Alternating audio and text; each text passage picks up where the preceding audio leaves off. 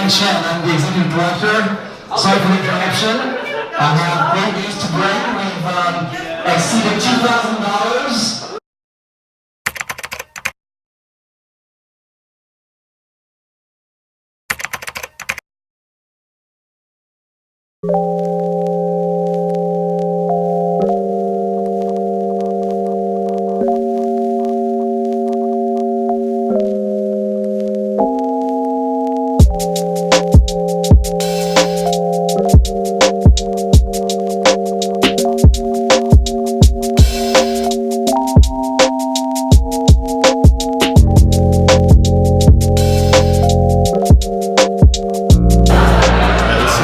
Probably the quietest spot I can find, but yeah, what's up guys? In today's video I'll be talking about this event I'm currently at, which is actually completely unrelated to startups, but then it's actually part of it's part of the story of how I got into startups. So for those of you who don't know, I actually got into law first. Law was what I wanted to do, but it was actually a change of heart that got me into startups. And at the event I'm at right now, it's the organization, the Asian American Bar Association. That was probably the organization that got me into law, but eventually I found out that I didn't really like it.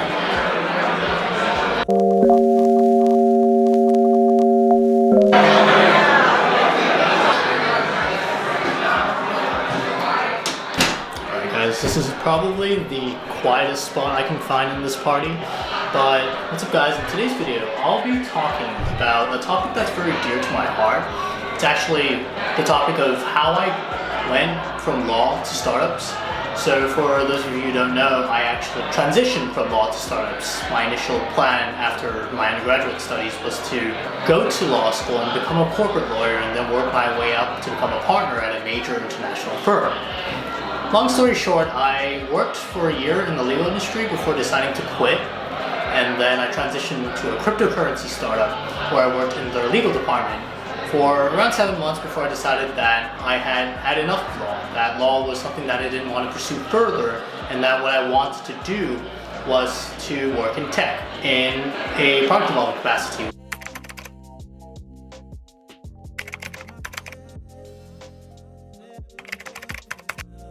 I'm still very involved in law, and it's still something I'm somewhat interested in because I know how things work for undergraduates, how they can better their chances of getting into a corporate law firm for those who want to go to law school. I've decided to still involve myself in the legal world, mostly by helping undergraduates in their path to law school and then after law school, which is why I'm actually at this event today.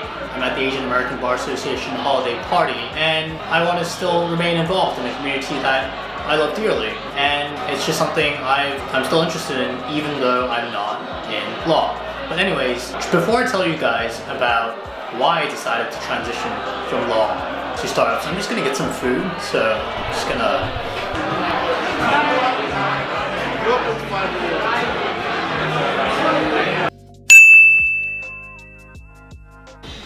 And all you have to do to participate in the season of giving is by texting APA pro bono to 44-321, and you can do it right now. UORA.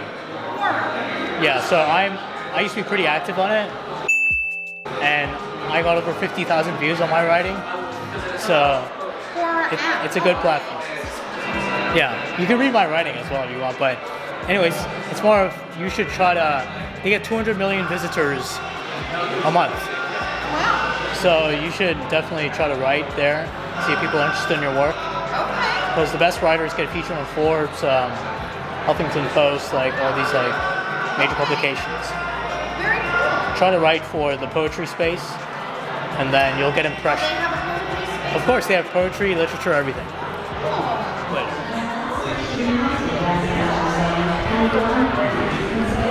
so I just spent around half an hour doing a user interview and then half an hour talking to one of my former supervisors for an internship, but now I'm just going to, I don't know what's happening right now.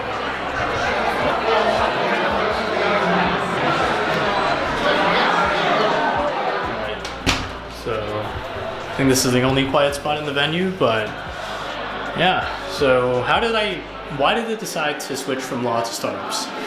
Well, there were actually 3 reasons. First reason was, although I liked rules, I liked structure, to some extent I really wanted to explore a field where people could regularly break the rules, try new things, try out new ideas, where you could just take an idea from just an abstraction to reality. I also wanted to try something new. I just wanted to get out of something that I was familiar with, and right after my job at a corporate law firm, I felt like I didn't have enough information, just not enough information about other fields that were of some interest to me. And thirdly, because I've always had that itch to try things out on my own. Just do something on my own with someone else without having to obey any authority structures, without having to remain in the confines of a corporate environment. It's like I didn't like the corporate environment, I just didn't feel like I fit in it.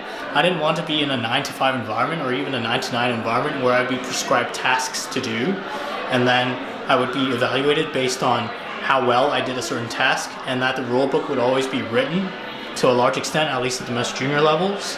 I wanted to write my own rule book. I wanted to prescribe my own tasks. I wanted to do my own thing, just to try out my own ideas and find people to believe in my ideas. And I just felt like law wasn't the right environment. It just didn't lend itself to this kind of work, where it'd be more about your self-directing, thinking about not only what to do, but what outcomes to work towards, and then how to get there, rather than just having outcomes prescribed, actions prescribed, and then having you just perform those actions routine. So yeah, that's just in a nutshell why I decided to transition from law to startups. I'll definitely talk more about this topic in future videos, but right now I think something is happening outside. Actually, we're about to wind down. It's almost 9 o'clock, which is apparently going to be the end of this event. So I'm just gonna show you guys more of the venue, I guess, or maybe I'll just end it here. But thanks for watching again, guys. This was really my first video out in the open, and I just hope that you guys enjoyed watching this video and getting a glimpse of what it's like to be at a holiday party of one of the largest bar associations in New York. For those of you into law, you should definitely consider joining your local bar association, especially if you're not a law student yet, because it's the best way to build a legal network, because you'll probably be one of the very few students out there in your local bar association. And if you're in New York, there are plenty of bar associations for you to join, like the New York County Lawyers Association, the New York City Bar Association, and the Asian American Bar Association as well, which is the organization that hosted the party that I'm currently at. So yeah, if you have a local bar association, or if you have a couple of local bar associations, I definitely suggest that you try to join one of them and just explore. That is, if you're into law. And if you're not into law, I guess what your takeaway could be from this is that it's possible to transition from a corporate environment to a startup environment. It's possible to make that transition. And if you're in law right now and you're trying to think of how to make that transition from law to startups, I'll definitely make future videos about how exactly I made that transition. But right now, I just want you to take away the following, that it's possible to make the transition from law to startups. So that's all, guys. Thank you for watching. Please like my video and please subscribe. And if you guys have any comments or questions, feel free to post those in the comment section. And see you guys in my next video.